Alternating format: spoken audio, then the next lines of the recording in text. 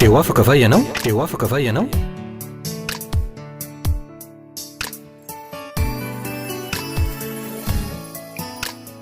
Fandarany iarana fiangonana RHEFI Androndrakely.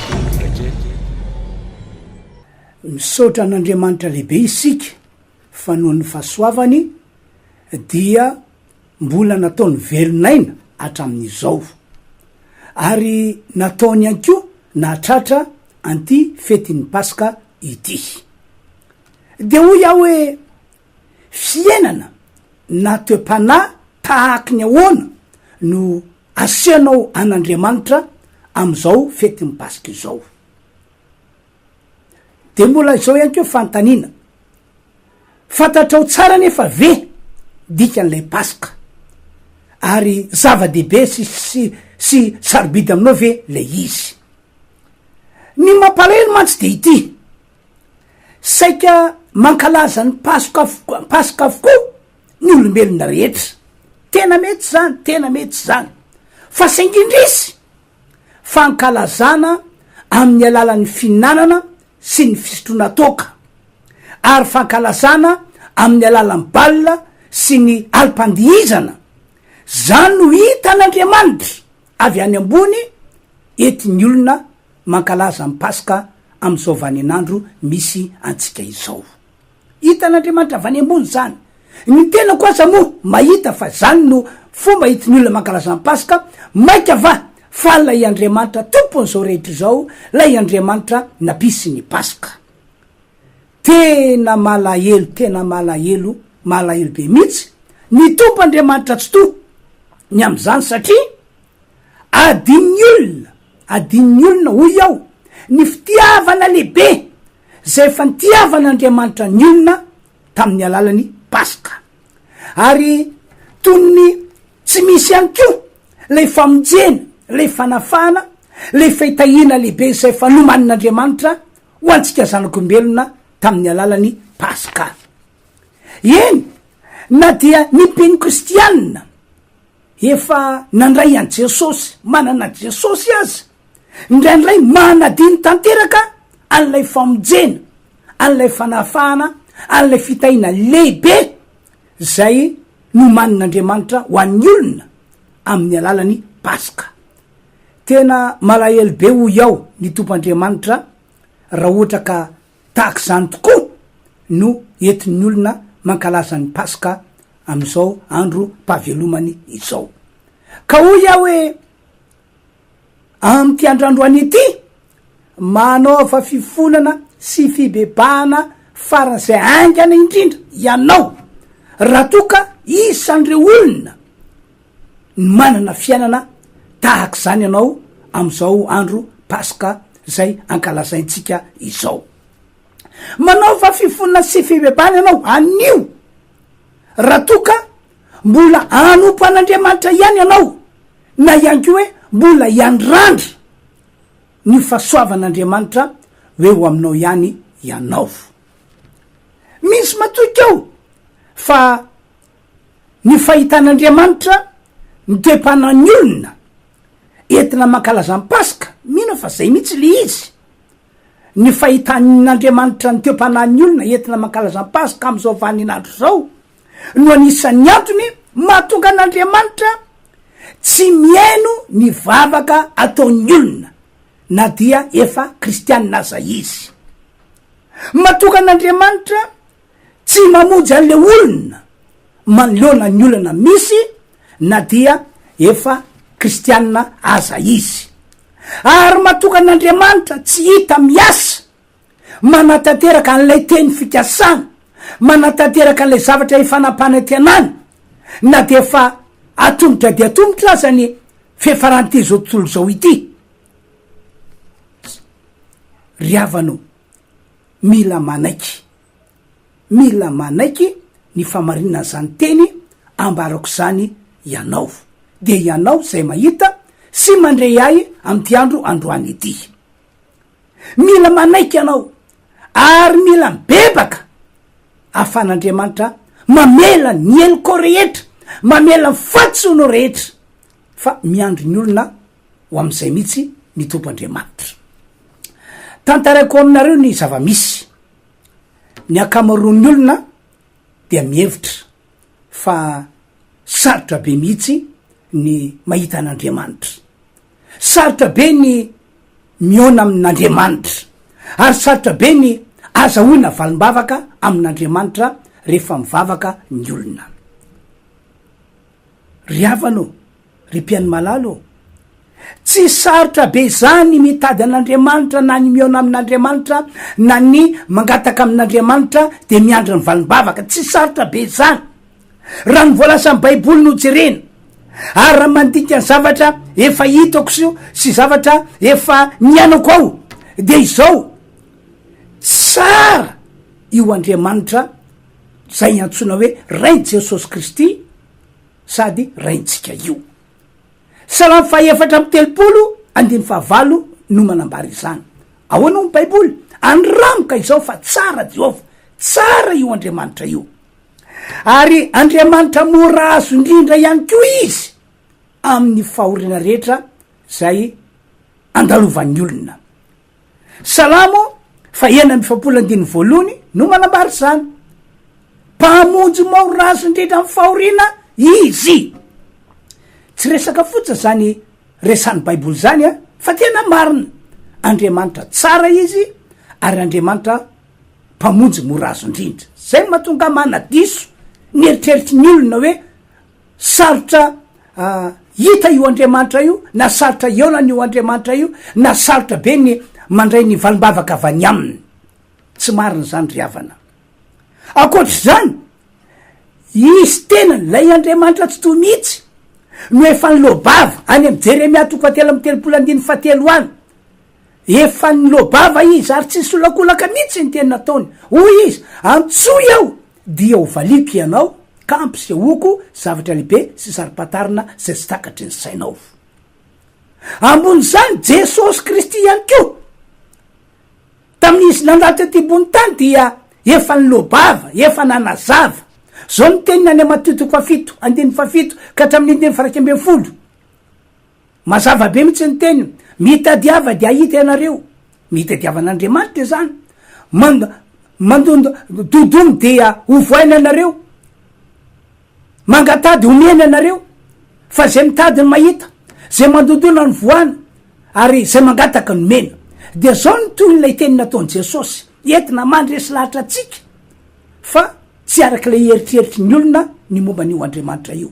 Hoy izy aminareo moa rangatany zanany mofo no any miazy vato, rangatany zanany azany rano no any miazy mena rano, rangatany atody no any miazy maingoka.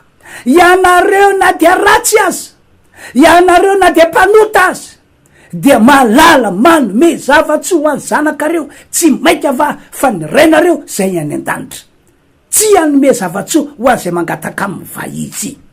Zay ny teny nataony Jesosy Kristy. Fa mato tompoko, tsy mety mahita an'Andriamanitra ny olona iray na ianao, ary tsy mety tafahoana amin'Andriamanitra mihitsy ny olona iray na ianao, na hoe tsy mety mahazo valim-bavaka mihitsy na dia fa mitalao andro manalina azy. Mato tsy mety, mato ohatry zany ny fiainanao na ny fiainan'ny olona, tahaka ny hoe vy io lanitra ao tampon-doha io, tahaka ny hoe varahana io tany diavina io. De izao avy amintsika no olombelona ny olana, fa tsy avy amin'Andriamanitra mihitsy. Mazava ny voalasa amin'ny baiboly zay amafisiko etona fa tsara Andriamanitra ary mpanao tsara, mpamonjy mora azo indrindra amin'ny fahoriana Andriamanitra, ary tena arabaky teny mihitsy lay izy. Ohatra am'izany, ary fototra anankiray mahatonga ny olona matsapa hoe sarotra hita Andriamanitra, sarotra eona an'Andriamanitra, ary sarotra be vao mahazo valim-bavaka aminy. Kristianina ianao, tena kristianina ianao, fa saingy mbola manota, mbola manao tahaka ny fanao ty zao tontolo zao ity, manao tahaka fanao ny olona mbola lavitra an'Andriamanitra. Kristianina ianao, fa mbola masa miakina amy sampy any mandraka ankehitriny. Rano trano tsy mandro ny fo, tsy mandro ny sainy, raha tsy manatona mpanaody, manatona piskidy, zay vao atsangana ny trano. Anamboatra fasana tsy mandro ny sainao, tsy mandro ny eritreritrao, raha tsy manatona mpanaody vao atsangana ny fasana. Aiza oeza ao anatin'ny baiboly no milaza fa mamela ny kristianina, mamela ny olon'Andriamanitra andeha am'izany io Andriamanitra io. Kristianina ianao fa saingy mbola ratsy fitondratena, ngamba tsy ho tany saiko eto daholo reo karazana fitondratena ratsy ianany olona am'izao vaninandro misy atika zao, fa ratsy fitondratena ianao. Aza vaiko aminareo anefa fa ny fiainana tahaka zany de fiainana mahatonga an'Andriamanitra miafinanao. Fiainana tahaka zany tompoko de amafisiko fa fiainana mahatonga an'Andriamanitra miafinanao. Ko raha hitady azy anao de tsy hita azy. Raha te eo aminy anao dia tsy accepteny ny etaetanao eo aminy, tsy afaka ny amalivavaka anao izy. Mazava be mihitsy ny voalaza atao amin'ny Isaia 9:2, 2:1, 2:1 zao ny teny nataon'Andriamanitra: indro ny tanako tsy foy fa mavonjy, sofiko tsy lantalovana fa mare, fa ny eloka reny no mampiafina ny tavako aminareo ka dia ary ny fahotanareo no mampiafina no hevitra mampisaraka ahy aminareo ka dia tsy miaino aho, ka dia tsy mamaly vavaka aho. Fa ity ihany koa no tena olana amin'Andriamanitra. Tsy ino zany fa ny fanamavana ny olona ny Paska, ny fanaovan'ny olona tsinitsinina ny Paska. Mety anisan'ny olona tahaka zany angamba ianao am'izao fotoana zao. Tsy zakan'Andriamanitra nify zany hoe amavainao ny Paska, tsinitsiniavinao ny Paska. Ary tsy vitany hoe tsy zakan'Andriamanitra fotsiny ny fanamavanana sy ny fanaovan'ny olona tsinitsinina ny Paska, fa tena mahatezitra azy ary mahatonga ozina eo amin'ny fiainan'le olona mihitsy. Ohatra am'izany lay nambarako tery aloha, mankalaza ny Paska ianao fa amin'ny alalany finanana sy ny fisotroana toka. Mankalaza ny Paska ianao fa amin'ny alalany balina sy ny alipandihizana. Mankalaza ny Paska ianao fa saingy tsy misy sorana, tsy misy fakasitrahana an'Andriamanitra mihitsy, ary tsy misy fanomezam-boninahitra azy akory. Fety mampifaly ny mofo fotsiny no ataonao rehefa mankalaza ny Paska ianao. Tsy mety amin'Andriamanitra zany ry havana, de ianareo zay mahita sy mandre ahy, tsy mety amin'Andriamanitra zany. Ry mpiaino malalo, hoy aho aminareo, hoy aho aminareo, mifony zava-miafina nge ny Paska zay nataon'Andriamanitra io e. Misy hery magaga mitondra famonjena, mitondra fanafahana, mitondra fitahiana ny Paska zay nataon'Andriamanitra io. Misy hery magaga mitondra ny olona zay mandalo ady ho amin'ny fandresena ny Paska zay nataon'Andriamanitra io. Ary ny fitiavan'Andriamanitra antsika zanak'olombelona no fototra natonga an'Andriamanitra nanao ny Paska. Fa raha ny adalantsika nanomboka tamin'ny andro ny Adama sy Eva na lavo azy ka mandraka ankehitriny no jerena, dia tena mahatezitra an'Andriamanitra, tena mahasotra an'Andriamanitra, ary rariny raha ohatra ka nomanin'Andriamanitra ho an'ny olona tsy mino azy, ho an'ny olona tsy mandrara azy, ho an'ny olona tsy mandray azy ny fariafo sy solofara. Fa izao tompoko, tena tia antsika olombelon'Andriamanitra, tena tia, tena fitiavana lehibe tsy takatry ny saina ny fitiavan'Andriamanitra antsika zanak'olombelona. Zay no ato natonga an'Andriamanitra nanapa-kevitra hoe ho asiko ny Paska. Ohatra izao, araka ny tantara dia no andivozy ny Egyptianina ny zanak'Israely tam'izany fotoana zany. Tao amin'ny tanin'ny Egypta no nanandivozany Egyptianina azy rio. De raha ny sitrapon'ny Egyptianina no jerena raha voalazan'ny Baiboly dia tsy ho avotsitra, tsy ho avotsitra mihitsy hoe hiala eo an-tanany Egyptianina, hoe hiala eo ambany fanandevozany Egyptianina ny zanak'Israely. Tsy ho avotsitra mihitsy. Tetsan-daniny anefa na tsy ary tena onijaly ihany zanak'Israely, na tsy ary tena ory ihany zareo tamin'izany fotoana zany, ka nanao zay ho afany izy mba hialana eo amban'ny fanapahana Egyptianina. Fa saingindrisy nanao zay ho afany izy fa dia tsy tavavoaka. Ary arakaraky ny nanaova nyetsika ho fanafahana ny tenany, ho fanafahana ny taranany, tsy hoe ho amban'ny fanapahana Egyptianina azy, vo maika ny amafy ny fijaliana sy ny fahoriana zay nentin'ny Egyptianina tao am'ireo zanak'Israely. Efa natao ihany koa ny fifanarahana tamin'ny Farao mpanjakan'ny Egyptianina sy Mosesy zay mpitarika ny zanak'Israely tamin'izany fotoana zany a, fa dia nialamaina tena nialamaina arabaky teny. Tao apo ny Egyptianina de zao, tsy maintsy andevozina mandrakizay mandra-patapitra ty zao tontolo zao ity ny zanak'Israely. Tsy maintsy ho andevozina, zay zany tao apo ny Egyptianina.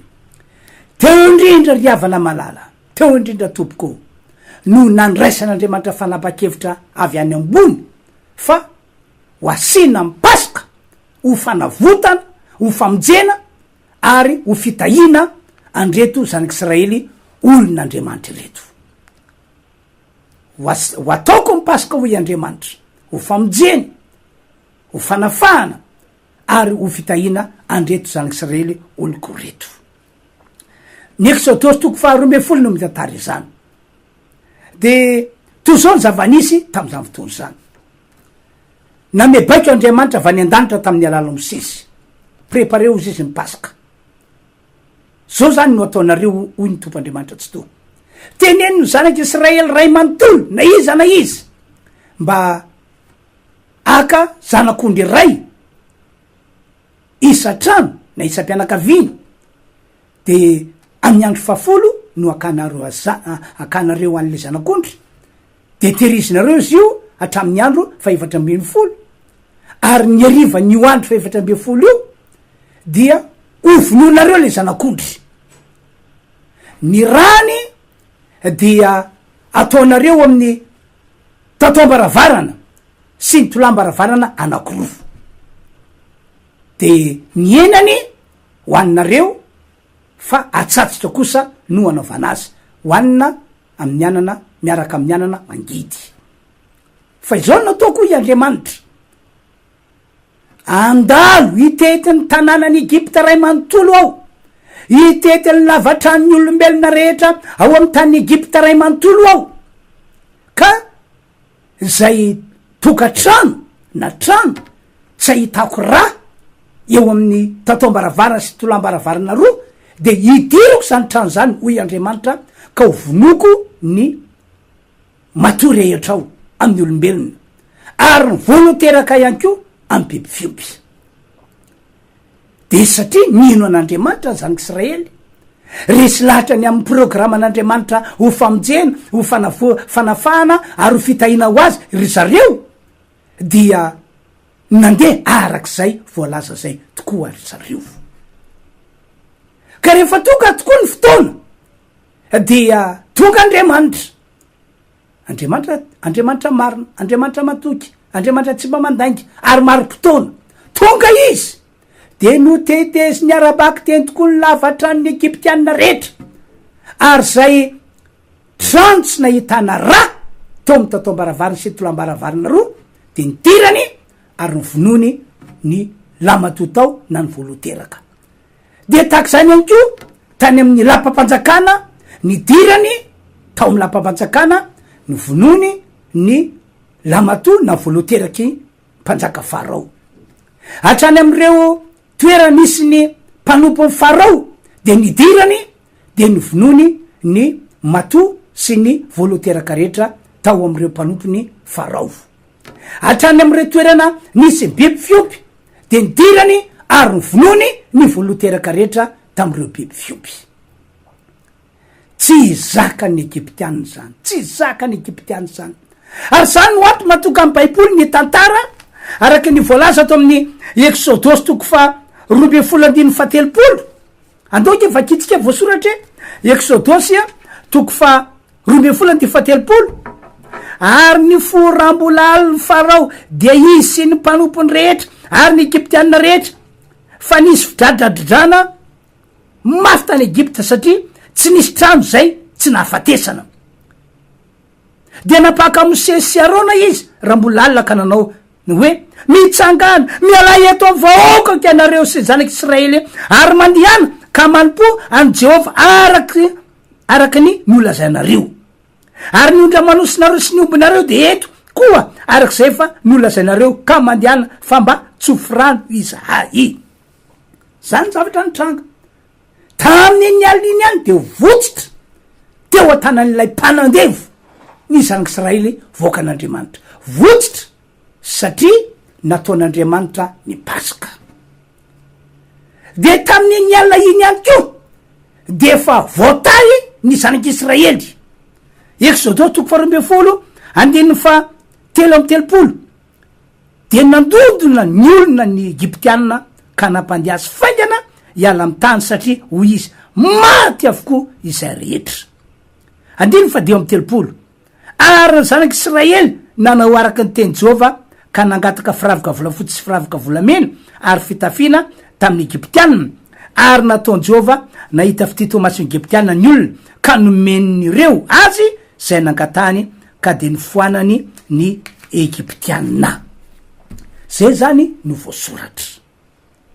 Tak'izay zany ny Paska zay nentin'Andriamanitra namonjena nanafahana ary nitahina ny zanak'Israely olony tam'izany fotoanandro izany. Fa tateoriny indray de mbola nanao Paska ihany, nanao Paska ny tompoandriamanitra tsy to. Ary lay Paska nataony tamin'ity indray mandeha ty de tsy nataony ho an'ny zanak'Israely fotsiny ihany tahaka ny teo aloha fa nataon'Andriamanitra ho an'ny olombelona rehetra. Ary tsy zanak'ondry tahaka ny teo aloha tamin'ny andro zanak'Israely no natao nangatan'Andriamanitra mba atao Paska, fa lay zanak'Andriamanitra mihitsy no natao Paska. Jesosy Kristy no anarany. Ahoana ny baiboly Korintiana 1:5-7 voavoano Kristy Paska ho antsika.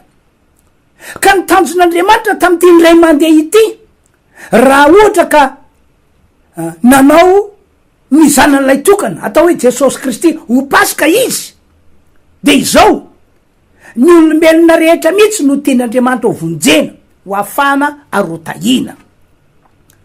Tian'Andriamanitra ho vonjena sy ho afana ary ho tahina amin'ny alalany Paska. Ahoana ny baiboly raha nilazany amin'ny fitiavana nitiavan'Andriamanitra antsika izy Jona 3:1 fa toy zao no tiavan'Andriamanitra zao tontolo zao no meniny zanan'ilay tokana mba tsy very zay rehetra mieno azy fa hanana fiainana mandrakizay. Raha tsaivana moa ny tantara ny amin'ny Paska lay voalaza hoe voavony Kristy Paska ho antsika de zao.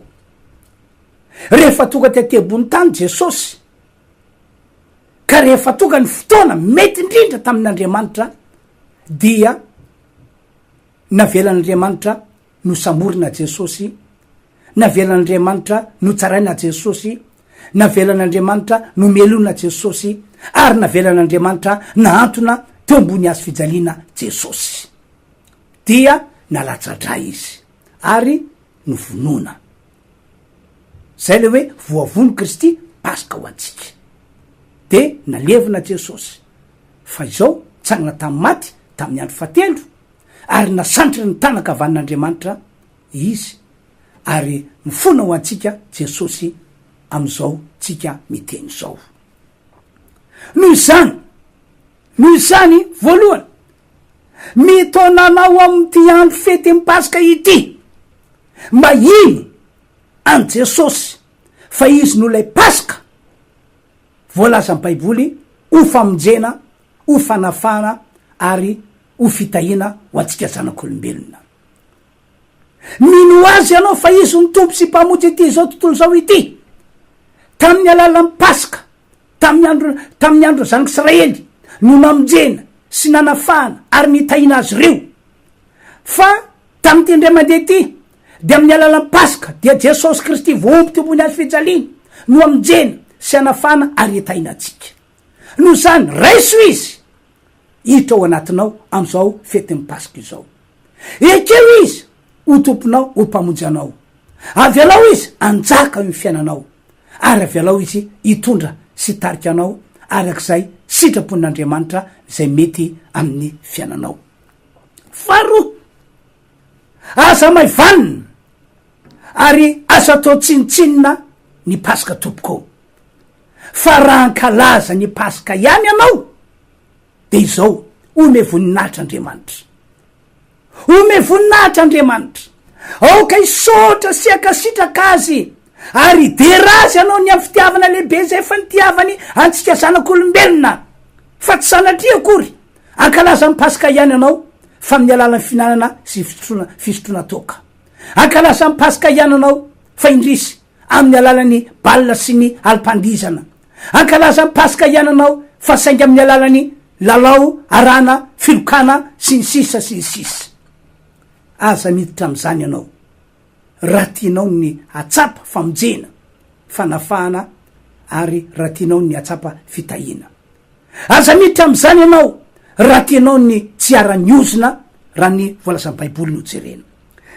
Raha ankalazan'ny paska ihany anao de tsaro foana ary atao vozava-dehibe sy sarobidy aminao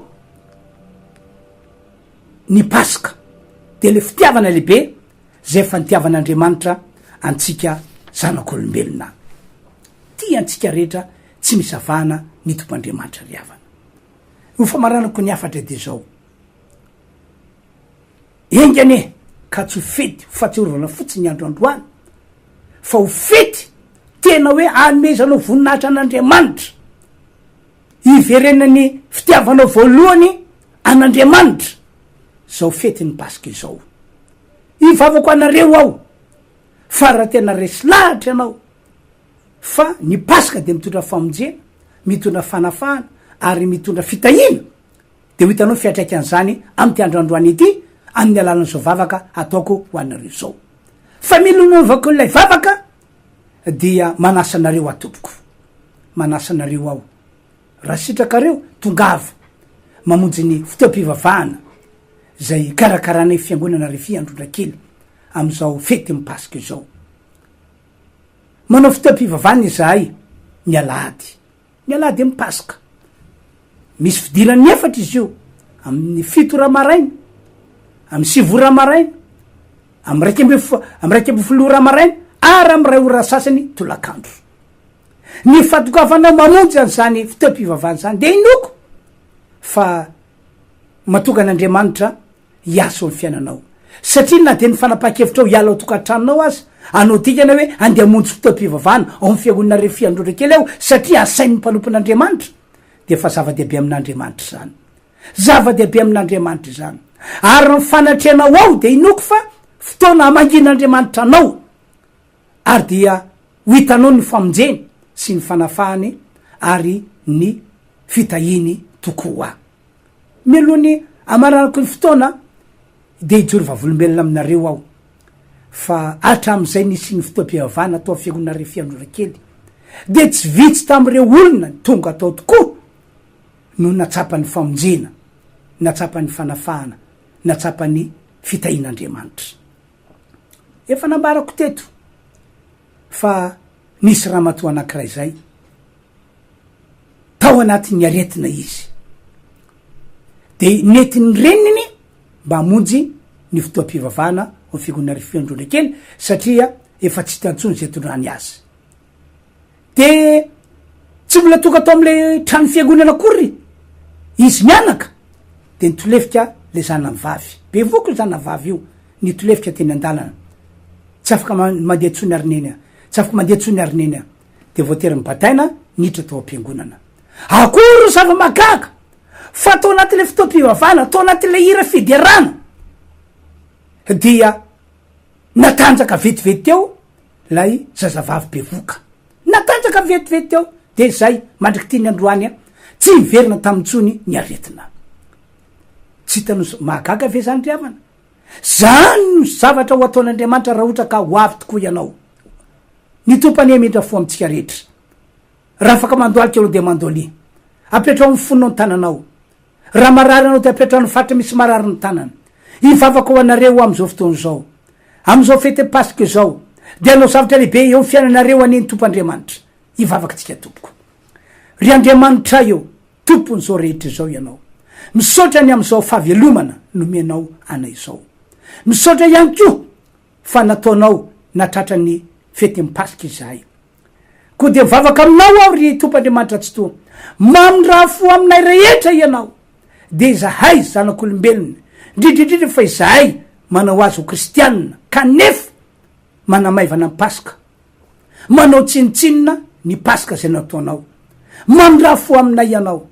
Areo ka mangy anay mifanenao masina mba iaky ny fahotany izay ibebaka izahay. Ka iverina aminao Andriamanitra. Anolotra fiainanay feno ho anao Andriamanitra. Iverina fitiavana voalohany. Ary anompa anao araka le tena takinao tokoa. Ary am'izao fotoana zao. De ka mangy andreo olona zay marary anao.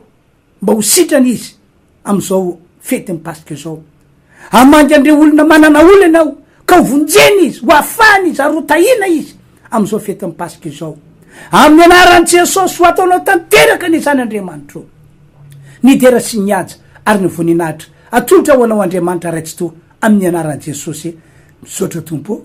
Amen. Zay zany tompoko ny fotoana antsika tamin'ity androandroany ity. Miraso ho antsika aho, miraso ho anareo rehetra aho mba ho fiainana sambatra ny fiainanareo am'izao fety ny Paska zao. Veloma tompoko. Eo afaka va ianao? Eo afaka va ianao?